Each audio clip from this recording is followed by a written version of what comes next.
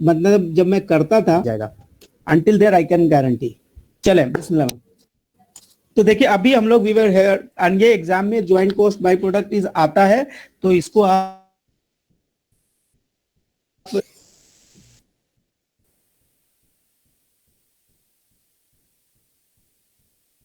ठीक है। एक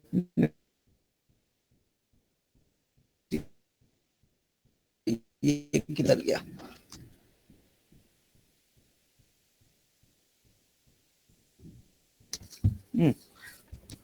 कमाल आवाज जा रहा है? हाँ भाई हाँ। देखिए हम सबसे पहले बोलते थे कि ज्वाइंट प्रोडक्ट और बाय प्रोडक्ट के बारे में। तो ज्वाइंट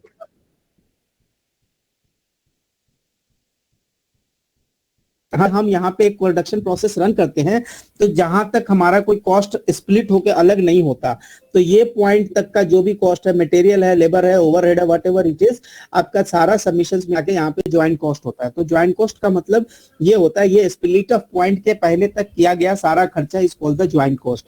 नाउ से द ज्वाइंट प्रोडक्ट क्या होता है? तो ज्वाइंट प्रोडक्ट ये होता है कि सेम प्रोसेस को फॉलो करके टू डिफरेंट यूनिट्स बनाते, two different type of item बनाते हैं।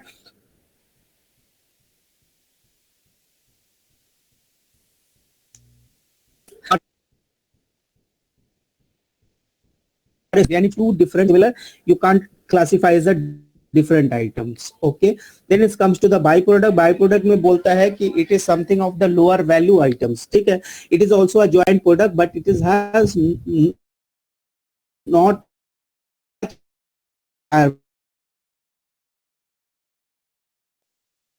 वैल्यू शेयरिंग का कॉमन कॉस्ट, यहां से सेम प्रोसेस को स्टॉप कर देते हैं, फॉलो करता। उसके बाद बात आती है कि यूनिट में यूनिट ज्वाइंट कॉस्ट को कैसे हम अलोकेट करते हैं। तो उसके लिए 4 पे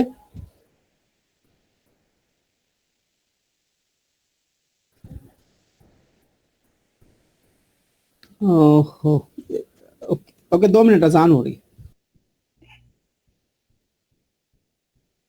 process, same costing system. So यहाँ के बाद इसके बाद it is a point after which the product has their own identity and there have own process cost।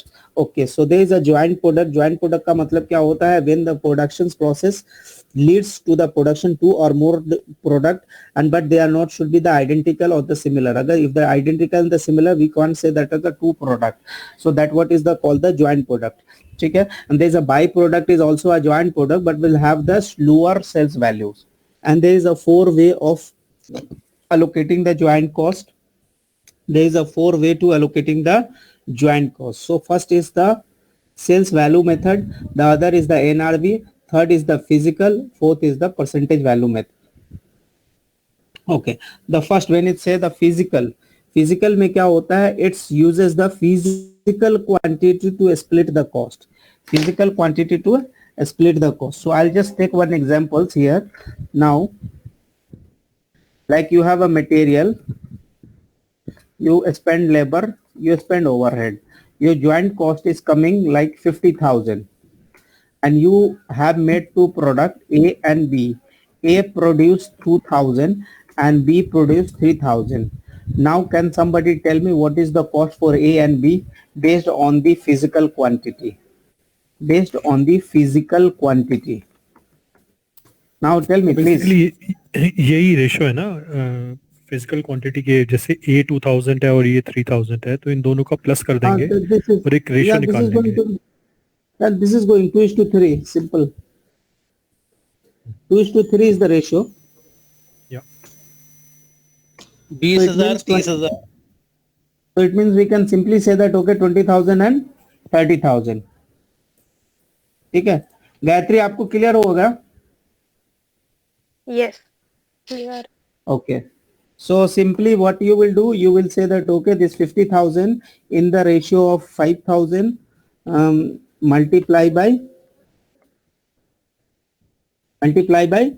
2,000। okay, so this is the ratio, and then you will just say that okay, this is the 50,000 divided by 5,000 multiply by 3,000. This is the ratio. ठीक है जी. So 20,000, 30,000. This is based on the physical quantity. I believe this is the easiest way of doing it.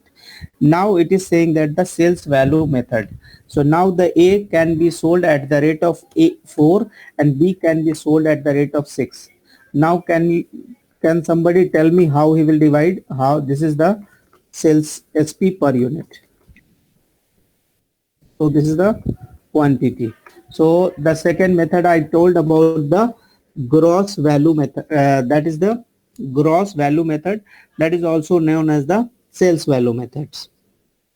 Okay, gross So market basically जो value भी method. इसका yeah Market, whatever be the market price will come, that will become the ratio.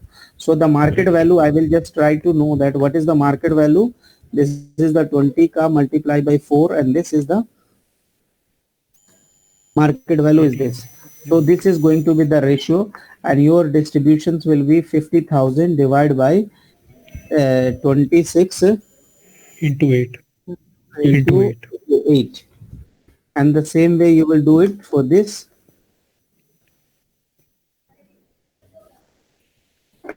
So it is again. सारा आपको कोई दिक्कत है इसमें ये डिस्ट्रीब्यूशंस पे? नहीं है. चले. And the third is the NRV method. NRV method. Now I am telling कि NRV methods पे कैसे काम करता है. ठीक है. Say NRV methods पे I am saying that further processing cost. ठीक है.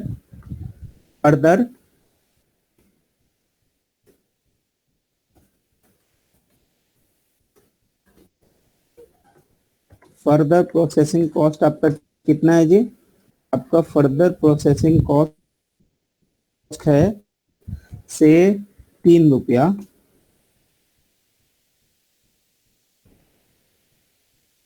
और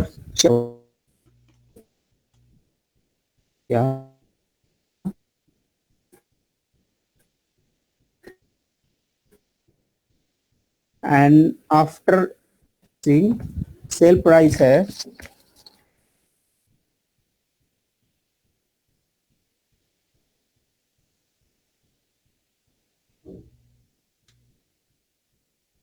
in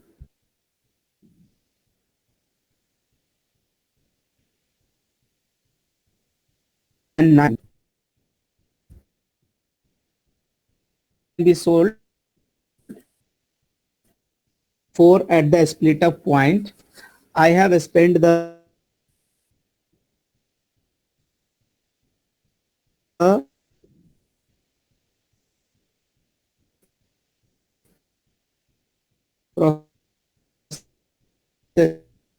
hello Kamal bhai, you can sell it for 4, you spend 3, now you are able to sell it for 10. Is this decision is good or no?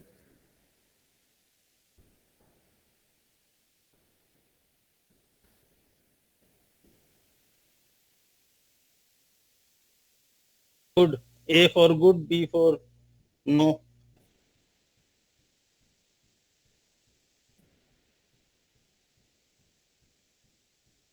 Hello?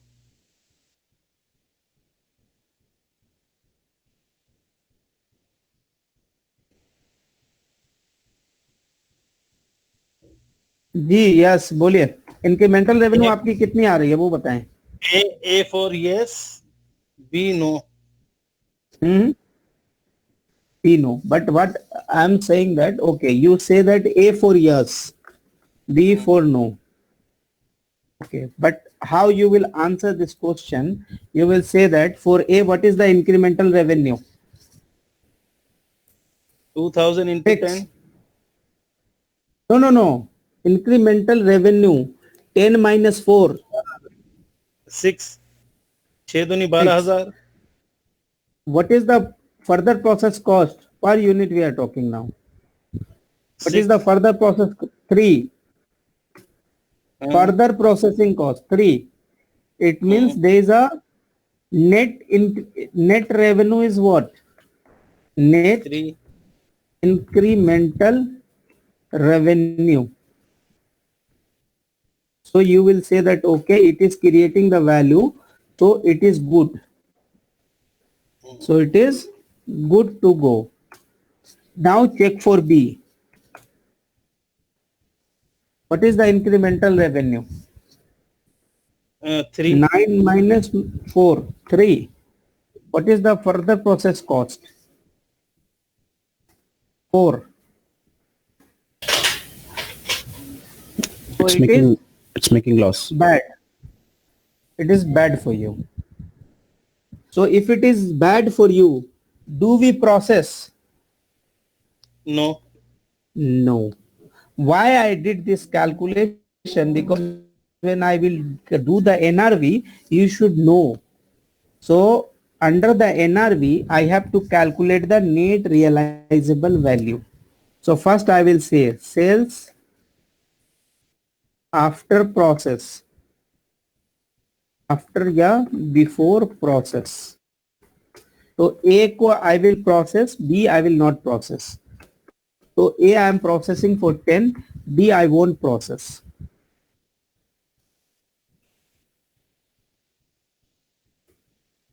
B I will not process. Less further processing cost. Further processing cost is how much? 3. Then what is the NRV for you? Net realizable value is 7. NRV. But for B, what is the NRV for you? 6, because you are not going to process it anymore. For B, the NRV will be 6. Okay. Now the total NRV will be,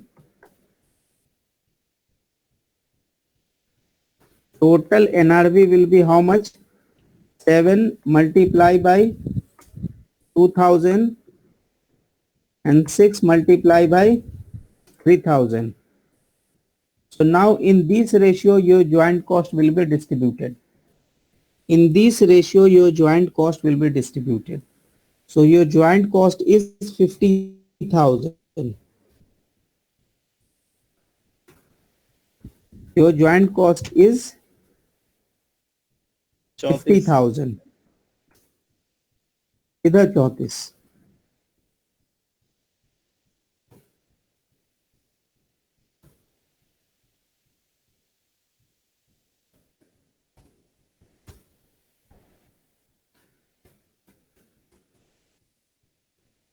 Now again I am going back. Question is asked, use NRV method to calculate the joint cost. First I did, I need to know what is the NRV. The question says that okay, you can split a point, you can sell for 4 rupees. If you spend 3, you will able to do the, you will able to sell after processing for 10. So I will check whether this option is good for me or no. So I have checked, there is an incremental revenue of 6 and the further processing cost is 3. It means there is a 3. It means I should go, this is option is good, I should go for the further processing. For the product B, I can sell it for 6 now. After processing, I will able to sell for 9. It means I am going to get the 3 only. But my processing cost is 4. So it is not good for me. It's a bad for me. So I won't go for the further processing. Now, I just want to calculate my NRV. So NRV is the sales after processing, less processing cost is called the NRV. But second, I have not done any further processing, so whatever be the selling price, that is the NRV. So now I have calculated the total value of the NRV, 2000 multiplied by 7 and the 3000 unit multiplied by 6. It means 18,000. So 32,000 is the total NRV का value and this ratio 14:18 के ratio में we will distribute the 50,000. अभी किसी को कोई question है तो please बोले भाई. So the product B is getting joint cost reduction because of EA efficiency, right? Yeah, there is a reason. Yes. Okay. Okay. Yes.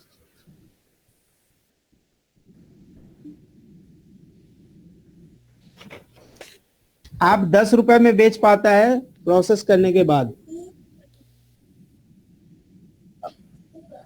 Processing cost minus करें तो set 7 is the NRV. So Miraj भाई इसमें ये देखते हैं ना NRV में incremental revenue minus incremental cost. If the incremental revenue is on the higher side we will process it further. Yes, if the incremental if the incremental loss is there, then I should not go for it. I should not process it further. I will sell it out. Yes, exactly. This is normal. Okay. वो जो marginal costing का भी यही decision making होता है ना. Exactly, वहाँ भी यही चारों हैं. हाँ. These और four वहाँ methods भी are there. इसी लॉजिक पे बोलते हैं. वहाँ भी यही लॉजिक काम करती है. इंक्रीमेंटल रेवेन्यू है, इंक्रीमेंटल कॉस्ट क्या है, नेट में रेवेन्यू हो रहा है नहीं हो रहा है, that is the only way we can decide. Correct. Last way you will just find in the exam, not in the question paper. That is the GP method. GP method. So I am taking this selling price for the ease purpose, for the purpose of ease. So this market value, this is the market value. Are you okay with this market value or no? Yes. Okay. So this is the market value, and unfortunately market value is less. My joint cost is high. Unfortunately, because I have taken from my mind, but still we have a gross, instead of gross profit we have a gross loss. Gross loss कितने का होगा भाई? Can somebody tell me what is the gross loss?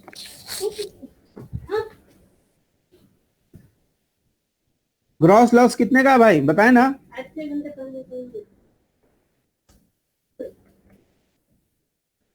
Total sales 25-26 8,000 का.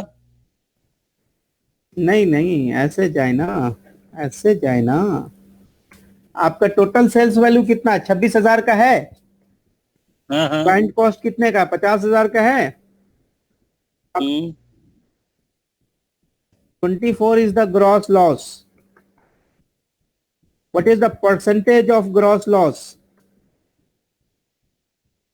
No, one time only. This divided by 50, 48%. Okay? Okay. 48% is the gross loss. Now for A, what is the market value? What is 8,000, mashallah. For B, 18,000. Gross loss we will add. So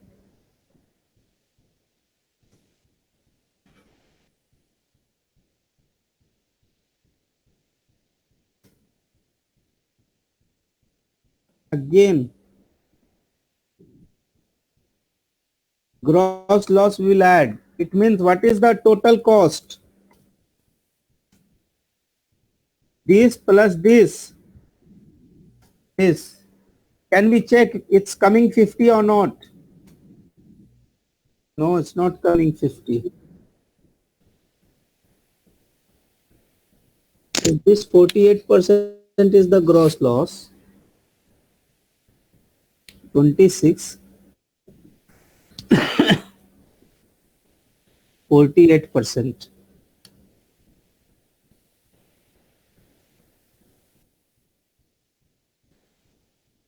No, this is the percentage is wrongly calculated. It is wrongly. It's 92% loss hai bhai. So this is the joint cost allocation for A, joint cost allocation for B.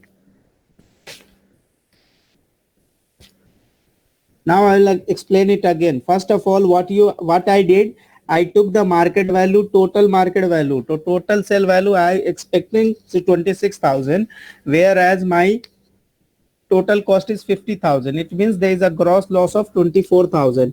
I did the calculation. I got 92% का gross loss होता है. Since it is a gross loss, I have to add it because I have to get more cost. So I just calculated 8,000 का 92% and I have added. I got the 15,000 cost. I have taken the 18,000 as the market value and 92% on this. It means this is the cost. So if you add this together, you have a loss. You have a cost of 50,000, which is matching to your joint cost. So this is the fourth way of distributing the joint cost. This is the fourth way of distributing the joint cost. Clear hai? It is the same you mentioned in the column F, right? Joint cost, the same percentage. F किधर है? Column F, No. cell No, 7. it's unfortunately it comes the same, but it's not come in the same because it was the loss situation. If it is a profit situation, maybe it will change. Okay, so that's not the same. Okay. Your observation is very nice, I must say. वो आप तो audit में किसी का गलत expense approve नहीं करता होगा. मैं तो बस एक ही चीज देखता हूँ, लिमिट में है कि नहीं है.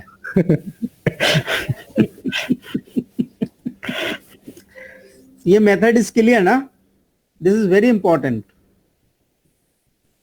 बहुत इंपॉर्टेंट है भाई. अच्छा, और एक इंपॉर्टेंट बात बता दूं, इस चैप्टर के लिए 2-3 लाइन जान ले. ज्वाइंट कॉस्ट जो होता है वो संक कॉस्ट होता है, उसको इररिलेवेंट बोलते हैं. क्या बोलते हैं? इररिलेवेंट बोलते हैं. सेकंड बात होता है कि अगर एडिशनल रेवेन्यू अगर एडिशनल कॉस्ट से ज्यादा है तो आप उसको प्रोसेस करेंगे. If the additional revenue is less than the additional cost, इसका मतलब you will not do the further processing. So if you read this page and this numericals, it will help you to clear this portions, this section, joint and byproduct. You will share the sheet, right? Yes. Yeah, okay. तो यहां तक में कोई मसले हैं तो बताएं भाई. नहीं सब क्लियर है भाई. तो now what is the plan? Overhead we will do it or we will keep it on the next session? Next ना करे भाई, निपटा अगले हफ्ते कुछ और देखिए. अरे भैया बहुत ज्यादा है ये ओवरहेड, इतना सिंपल नहीं है. नहीं तो मैंने सिंपल कर दिया. करो फिर. मिराज भाई, आप तो बोल के निकल लेंगे, बाकी हमारे ऊपर पड़ेगी जो पड़ेगी. नहीं, आपको तो मैंने बोल दिया है कि 3 दिन कुछ नहीं पढ़ना है. अगर आप चाहते हैं कि ये पढ़ाई आपके लिए कामयाबी का सबब बने, आपके काम में आ जाए, तो आपको 3 दिन में इसको पूरा पढ़ के खुद से खत्म करना है. अगर 3 दिन में सिर्फ थ्योरी पढ़नी है, क्वेश्चन भी करने हैं.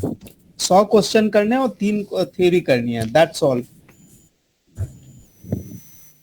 मिराज भाई, जो 30 क्वेश्चंस अगर आप रोज का टारगेट बनाते हो ना, तो पूरा दिन निकल जाता है, 12 घंटे निकलते हैं. नहीं, उसको रात में खाना खाने के बाद बैठने का है.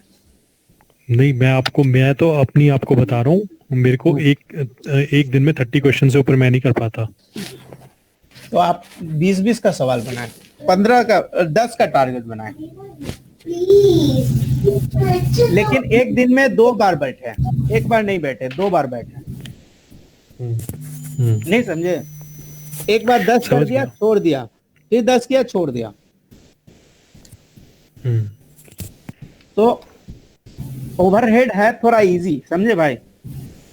जतिन भाई, एग्जाम में इजी है, एग्जाम में इजी है. ओवरहेड एग्जाम में ज्यादा टेक्निकल कौन सा पोर्शन पूछता है मैं आपको बता दे रहा हूँ. Joint cost they ask like anything, एकदम गंदा सा पूछता है. So which one will be the essay question? Which question? Essay question you will be answered from these learnings only. No, yeah, correct. But which part, like what See, we learned Any today? part. No, first section, the chapter 1 is quite theory and they are always including 1-2 question from there in essay. See, I'll tell you, if you take the exam support package from Mirazna. In that there are essay questions also. You just go and solve those. There are 30 questions in part 1 and 25 questions in part 2. So when you will do it, you will get an idea, and when you will solve all the questions, that is sufficient. Okay, great.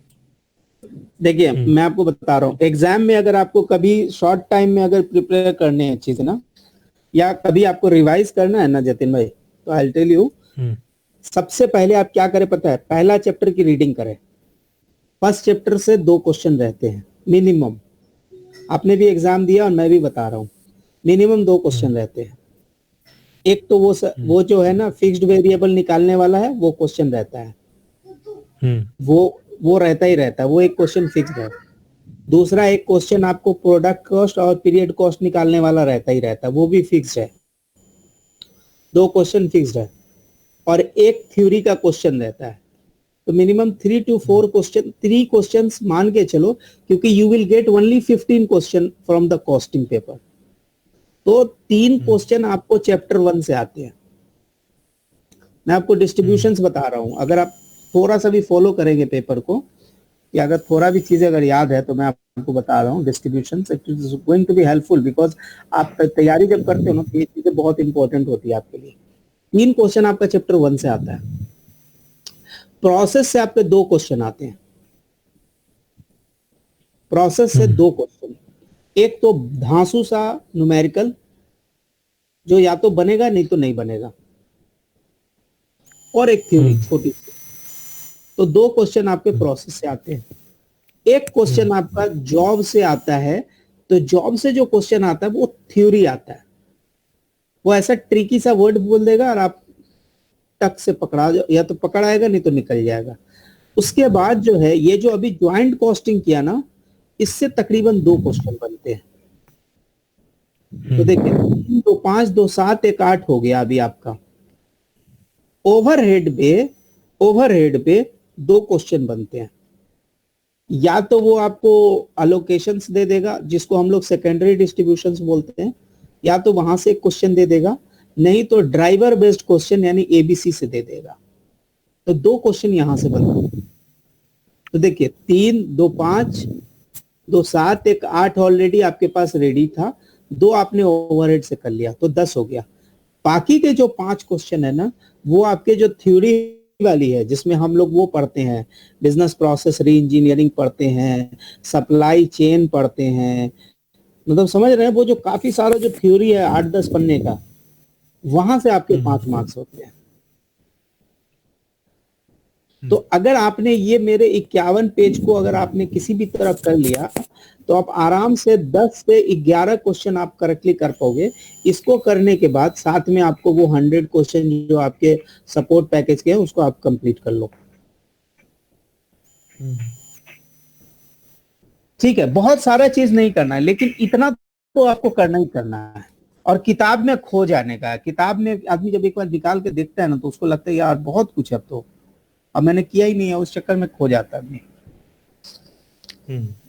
ठीक है, now देखिए 2 methods में हम लोगों ने बात किया था। अगर आपको ऊपर में थोड़ा सा ये कॉस्टिंग के बारे में हमने जब यहाँ पे एक डिटेल, अरे साउंड का बड़ा मसला है भाई।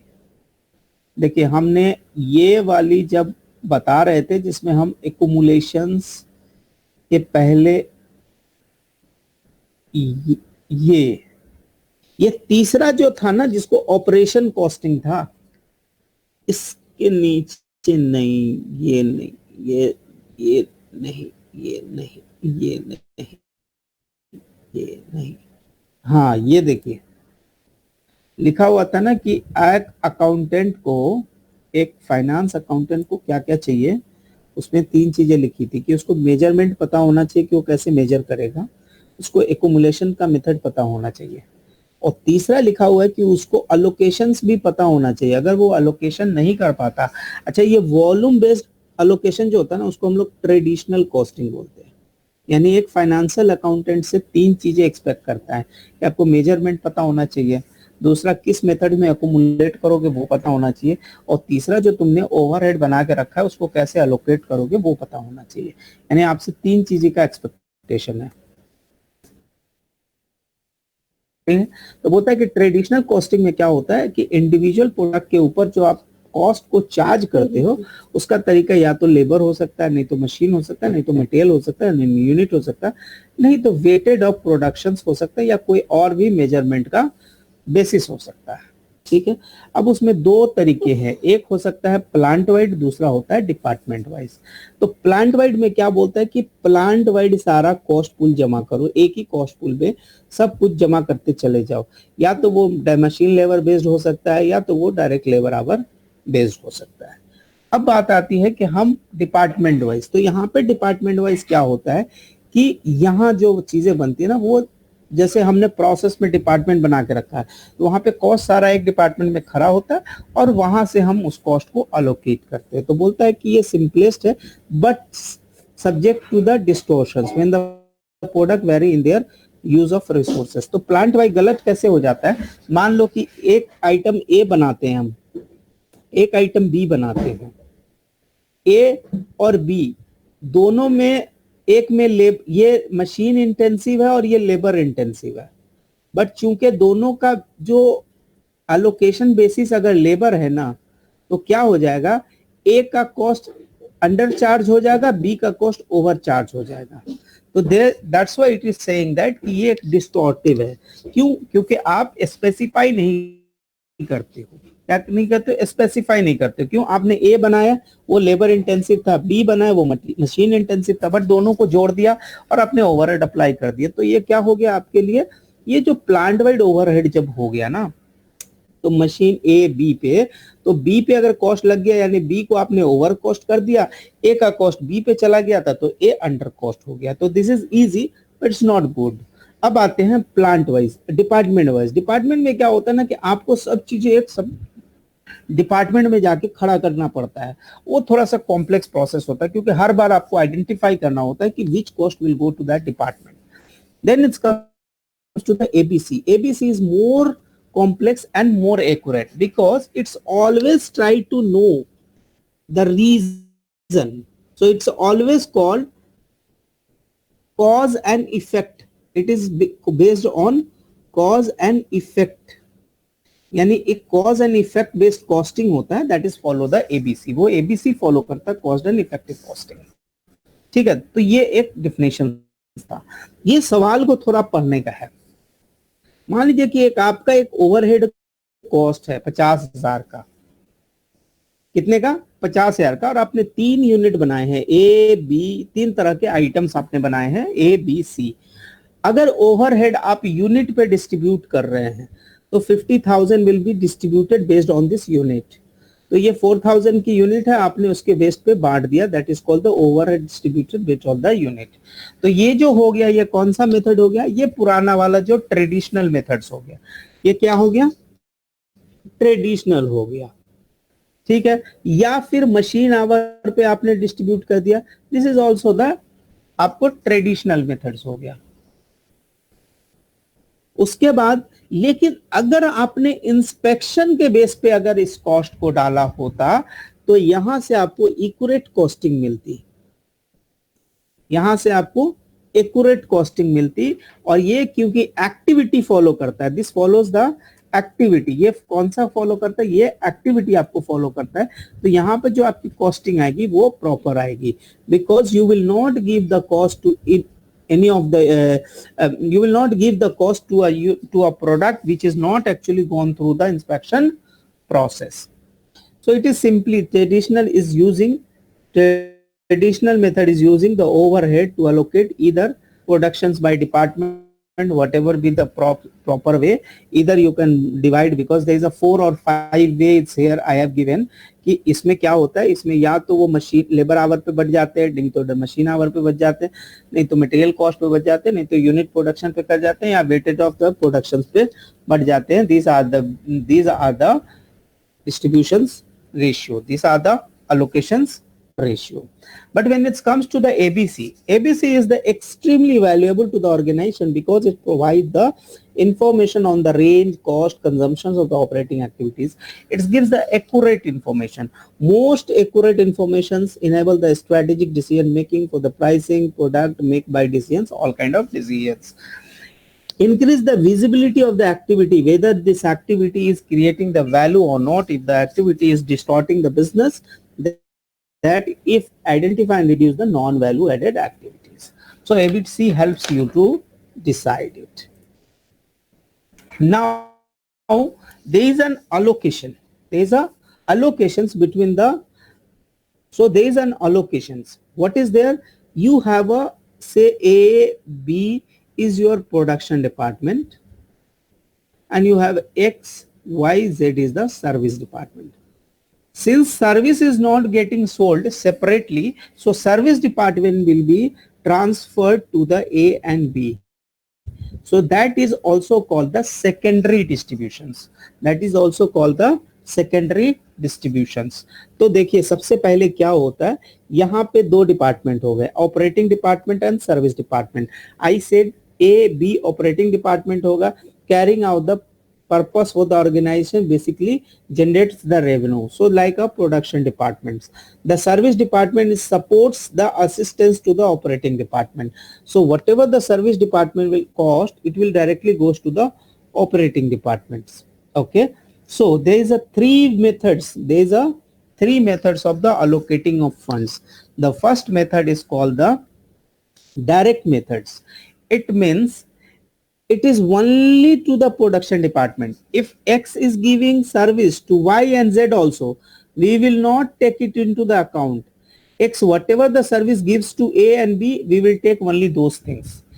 X, A and B is the production department, X and Y, X, Y, Z is the service department. X, even if gives the service to the Y and Z, we won't take into the consideration. We will take only those which is given to the A and B. We will take only those which is given to the A and B department. That is called the direct allocation method. Second is the step down methods. That is how it works. Step down कैसे काम करता है? So a step down method, it says that can allocate cost both the production as well as the service department. दोनों department को अपना cost allocate करता है, चाहे वो प्रोडक्शन डिपार्टमेंट हो या सर्विस डिपार्टमेंट हो. रेसिप्रोकल में क्या होता है, ये जो मेथड्स है ये एक्चुअल में अलजेब्रिक इक्वेशन के ऊपर बनता है. ठीक है, सीएमए में इसकी पढ़ने की चीजें नहीं है, that's why we have not covered it here. अब आ जाइए कि डायरेक्ट मेथड का allocation. Now you will see it here. सबसे पहले ये बोल रहा है कि एक डिपार्टमेंट है, ये प्रोडक्शन डिपार्टमेंट है, इसमें मेटल है एंड क्रोम है. सर्विस डिपार्टमेंट में एचआर एंड जेनिटरियल है. तो बोलता है कि जो है यहाँ पे मेरे को करना है सर्विस डिपार्टमेंट का कॉस्ट अलोकेट करना है using the relevant cost driver. Now the question comes, किसी को कॉस्ट ड्राइवर का डेफिनेशन पता है क्या?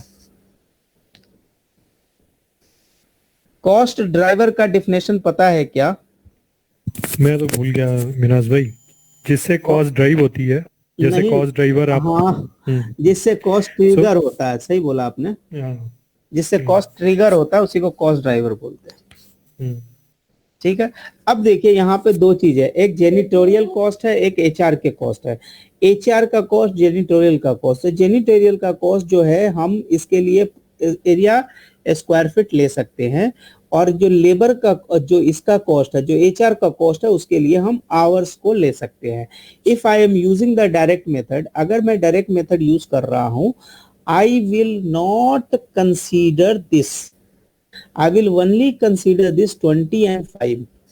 I will only consider this to 20 and 5 because if I give the service to the janitorial, I will ignore it, because under the direct method, whatever the service you give to the production department, you will take only those. It means unit production department divided by unit per all production departments, not says all department, all production department only. So whatever be the cost 200,000, you are distributing based on the ratio of 20 and 5. Based on the 20,000 and the 5,000, you are distributing the cost for the HR department. When it comes to the janitorial, janitorial is also giving the service to the HR department, but it won't consider. He will only consider the 60,000 and 20,000. So he will just consider the 60,000 and 20,000. It means he will transfer the 80,000 cost and transfer his cost in the ratio of 60 and 20. That is the only way of doing the This is the way of doing the allocation of or secondary distribution भाई, under भाई, direct method. भाई दोबारा बताइए भाई. चले एक काम करते हैं, इसको ये एक्सेल लिया, ठीक है,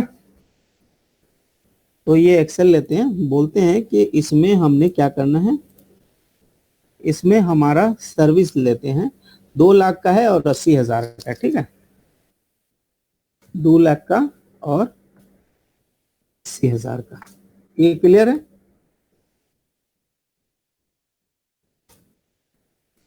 ठीक है, बोलते हैं कि HR है, जेनिटोरियल है, मेटल एंड क्रोम है, HR जेनिटोरियल, मेटल एंड क्रोम,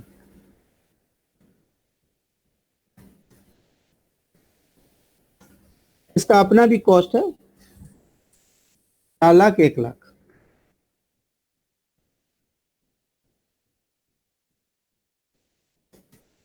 ठीक है, अपना भी कॉस्ट है 4 लाख और 1 लाख, ठीक है। अब बात आता है कि हमने जो कॉस्ट है ट्रांसफर कर रहे, दिस इज द कॉस्ट, ठीक है। अब मेरा अलोकेशन का प्रोसेस है 10 5 25, 10 5 20 and 5, this is our hours. Now come to the area. Area 15,000, 5,000, 60,000 and 20,000, 60,000 and 20,000. Are you okay with this? ये कॉपी किया भाई, इसमें कुछ कोई दिक्कत नहीं है ना? कमाल भाई ओके है भाई, ओके है, सही है अभी तक तो. चलो, ये हमने प्रोडक्शन लिख लिया, ये मैंने सर्विस लिख लिया, इसमें भी कोई दिक्कत है आपको? नहीं ना? नहीं.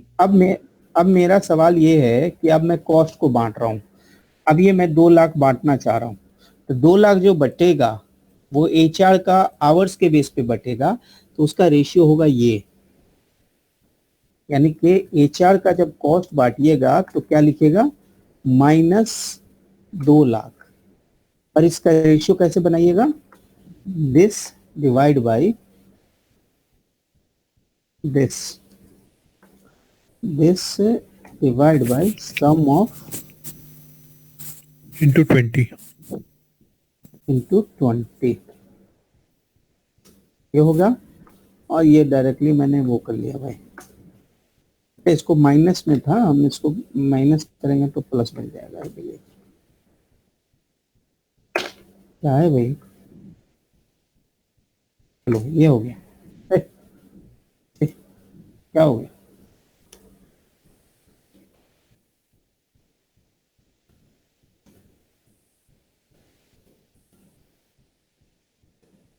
चलो सेकेंड जेनिटोरियल का, जेनिटोरियल का मतलब क्लीनिंग का काम होता है, तो वो स्क्वायर फीट पे जाएगा। अब जो इसका कॉस्ट जो जाएगा वो इसको नहीं जाएगा, वो it will only goes to this, यानी 6:2 में जाएगा, किस में जाएगा, 6:2। तो यहाँ पे हम इसको माइनस में लिख के दिखा देंगे, क्योंकि ये कॉस्ट यहाँ से खत्म हो गया, एलिमिनेट हो गया। अब ये जाएगा किसको, 60:20, यानी इसका मतलब this divide by 80 multiply by 60 इसमें चलेगा, और यहाँ पे 20,000 लिख लूंगा। इसका मतलब ये भी कॉस्ट अलोकेशन हो गया अंडर डायरेक्ट मेथड। यानी इसका नोट पॉइंट क्या है कि it won't give the cost to the service department again, even though they give the service but they don't give the cost. इसमें कोई मसले हैं तो बताएं। नहीं। नाउ सेम सवाल है, अब में से बोल रहा है स्टेप डाउन या रिपीटेटिव मेथड बोलते हैं। अब मैं सेम सवाल कर रहा हूं under step down method, same सवाल अंडर स्टेप डाउन मेथड। तो अब हम ये सवाल यहां पर से इसको मिटा दिया। अब मैंने लिखा कि भाई मैं HR का cost I want to distribute, तो HR का cost if I want to distribute what would be the ratio, HR का रेशियो क्या मिलेगा? एचआर अपना कॉस्ट कैसे बांटेगा? देखिए आवर्स में बांटेगा, ठीक है। इसका मतलब कि वो कितना कितना आवर्स है उसका, एक एचआर का ये क्या आवर्स है, 30 है ना। तो इसका मतलब वो बोलेगा, एक काम करते हैं भाई, इसको करते हैं 2 लाख डिवाइड बाई 30, क्योंकि 20 25 500, 30 मल्टीप्लाई बाई 5।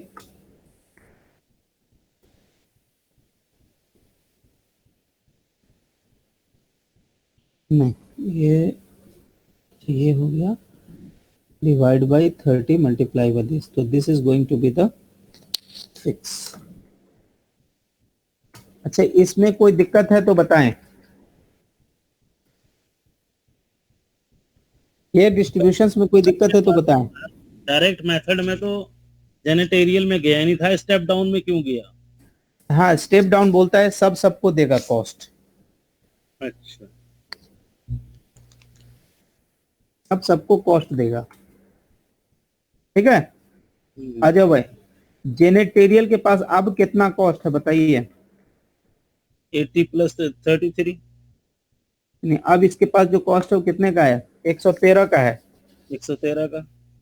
अब 113 को ही बांटेगा, इस रेशियो में बांटेगा जी। नहीं, इसको ऐसे बांटेगा, 15 60 और दिस 95 के रेशियो में बांटेगा। क्यों स्टेप डाउन है ना, सबको देगा। देखिए यहां भी दिया है उसने, जेनेटेरियल ने इसको दे दिया, इसके बाद इसने नहीं दिया इस सवाल में। नहीं देना चाहिए। नहीं भाई, स्टेप डाउन में नहीं देता। एक minute, the service department allot to the other service department and then to the production. अच्छा, ठीक है, एक बार दे दिया तो फिर दोबारा देने का जरूरत नहीं है, डायरेक्टली ये इसको दे देगा। So because the logic is saying that the service department will give to the other service department and then to the production department, यानी एक बार सर्विस में दे के एक्यूमुलेट हो गया, अब यहां से प्रोडक्शन डिपार्टमेंट में बट जाएगा। अब रेशियो 60:20 हो जाएगा। इसका मतलब this divide by 80 multiply with 60 हो जाएगा, और इसको बाद माइनस ये कर लेंगे, हो गया, बात खत्म, डन। ठीक है भाई, ये इसको स्टेप डाउन करके कर लिया भाई।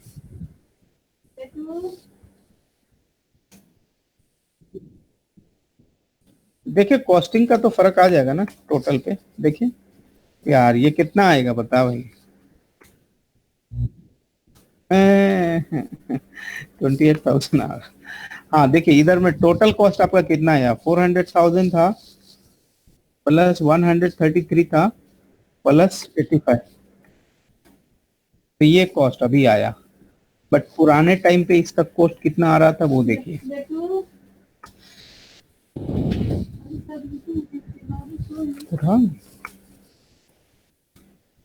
ठीक है जी, in all the scenarios your total cost will be the same even after distributions, तो that is the check for you। Exam में कभी आपको अगर बनाना पड़ गया ऐसे में, you will able to check even after distribution this cost won't change, this cost won't change। ठीक है जी, क्लियर हुआ? किधर कम आया भाई, 787? अरे ओ भाई, I told for the purpose of overall total cost won't change। मैंने एग्जाम में टेस्ट चेक बताया, एग्जाम में अगर आप करते हो इससे में अगर ये सवाल आ गया तो if you are not confirm with your distributions you just check के ऊपर का कॉस्ट और नीचे का cost always be equal. Okay, so this was the one thing.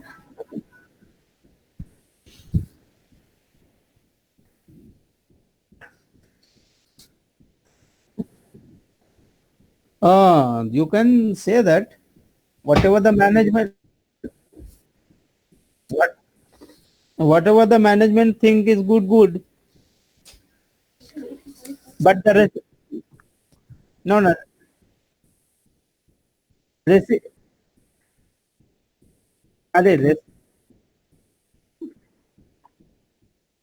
reciprocal reciprocal always gives accurate result. ठीक है, इसके बाद इसका मतलब क्या है कि फर्स्ट वाला इजी है. I can say that direct method is easy to use and good for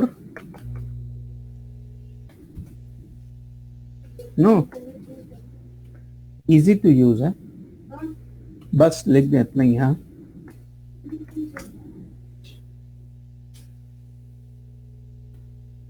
second आपका step down is little complex. हो गया, तीनों का अपना लाइन हो गया. अब एग्जाम का क्वेश्चन आता है तो आपको लिखना है थ्योरेटिकली आंसर्स या allocation under direct method. I tried to match mathematically, but it's not working. That's why I write theoretically. Direct methods and reciprocal is same.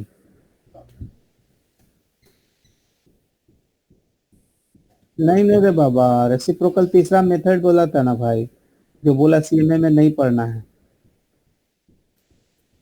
This method नहीं पढ़ना है, बट फिर भी जानना है ना. And this is actually intentionally kept blank. इसका मतलब है कि लाइफ में आगे और भी कुछ लिखना बाकी है.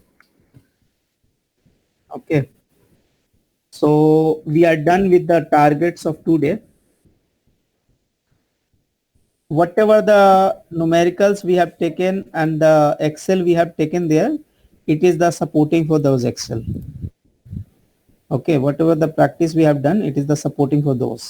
एक बात तो बताओ मेरा, जी बोलो भाई. ये जो है एलोकेशन ओवरहेड, जी जी इसमें जो है डायरेक्ट और स्टेप डाउन मेथड है सीएमए में. जी सर, और कुछ नहीं है. और कुछ नहीं है. 1 मिनट को एक्सेल खोलना जरा आप अपनी. बंद गया है. ओके, तो ये जो डायरेक्ट में है, ये जो एचआर के जो वो है फंड, वो उसमें प्रोडक्शन डिपार्टमेंट में जाएगा. जी सर जी. जो कोई जेनरेटर का कोई सीन नहीं है, आवर्स के साथ उसे वो करना है यूज. जी जी जी. और जो स्टेप डाउन मेथड है उसमें एरिया को देखना है. जी सर, नहीं ऐसा बात नहीं था.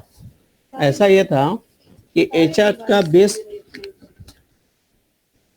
ऐसा है कि एचआर वाला जो है ना, उसका बेस्ट वे क्या है, डिस्ट्रीब्यूशंस के लिए बेस्ट वे क्या है, उसके लिए अच्छा सा कॉस्ट ड्राइवर क्या है, आवर्स है.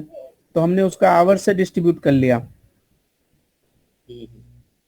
उसके बाद जेनिटल के लिए बेस्ट वे क्या है, तो हमने देखा कि भाई जेनिटल के लिए सबसे बेस्ट वे ये है कि भाई वो एरिया, चूंकि वो साफ सफाई का काम करता है तो he should follow the area. Direct method में क्या है, चाहे आप जिससे भी स्टार्ट कर सकते हो, लेकिन स्टेप डाउन में ऑलवेज एडवाइजेबल कि बड़े नंबर से स्टार्ट करो. तो वह एग्जाम में देता है कि स्टेप डाउन मेथड से करो या डायरेक्ट मेथड से. भाई एग्जाम में वो एक छोटा सा ये ऑब्जेक्टिव देगा और बोल देगा कि अंडर कॉस्टिंग में ओबीसी में टोटल कॉस्ट बता दो कितना, मतलब इसमें स्टेप डाउन में बताओ कि टोटल कॉस्ट क्या आएगा, टोटल एलोकेशन क्या आएगा. यानी फुल वर्किंग नहीं मांगेगा, लेकिन आपको करना तो पड़ेगा ही.